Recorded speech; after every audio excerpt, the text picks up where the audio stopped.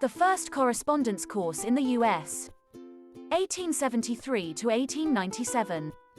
During the late 19th century, universities slowly started to accept female students, but women primarily studied separately from men. In 1869, even Harvard experimented with a university course for women as a way of attracting more income to the faculty. But overall, it was not only expensive but also improper for a woman to aspire to higher education, because it presumably violated her traditional roles.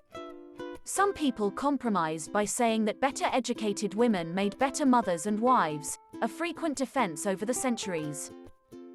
Anna Elliott Tickner came from a wealthy and educated family. Her father, George Tickner, was a Harvard professor of modern languages. He also initiated a huge step in allowing the public to take out books from the Boston Public Library. Anna Tickner was almost 50 years old when her father passed away. Then she settled in his massive library to start the venture of her own. In 1873, she founded the Boston Society to encourage studies at home. Years later, it would be nicknamed the Silent University by the Invisible Woman, as well as a schoolhouse folded in an envelope. It was a network of women teaching other women by mail. Initially, all the instructors were Anna's close friends as well as her mother, also members of the Boston aristocracy. But the society itself set the goal of serving poor women, who had little if any hope of getting a college education. The slide shows how the annual fee of $2 at the society compares to the tuition rates at other colleges at that time. The society provided courses in 6 subjects. Quite ahead of its time, it also offered a personalized curriculum and a self-paced schedule. At the beginning of every term in October, Anna Elliott Tickner designed the studying plan with every woman to consider her needs, interests, and time availability.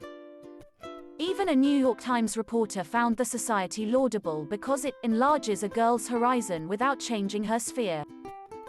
Out of her home library in Boston, Miss Tickner sent out books, engravings, photographs, maps, and even rock samples all over the country to the women who lived far from libraries, museums, or colleges. The map of the society network was quite impressive: Hawaii, Georgia, California, Ohio, Louisiana, Nebraska, Dakota, and many more. Miss Tickner viewed her society as fundamentally inclusive. We regard no differences, making no account of age or wealth, color or race. A telegraph operator, a compositor, a matron of a public institution, a railroad treasurer, a colored teacher in the South, another colored woman well married at the North, can have the same opportunities with their wealthier sisters. For example, one of the students was Lizzie Beckman from Brunswick, Indiana. Her parents were German immigrants. The town that she lived in had no church, no library, no Sunday school, and at home, she had only a German Bible and a German-American dictionary. The society made a point of keeping personal information about race, age, and status secret, which sometimes caused funny situations.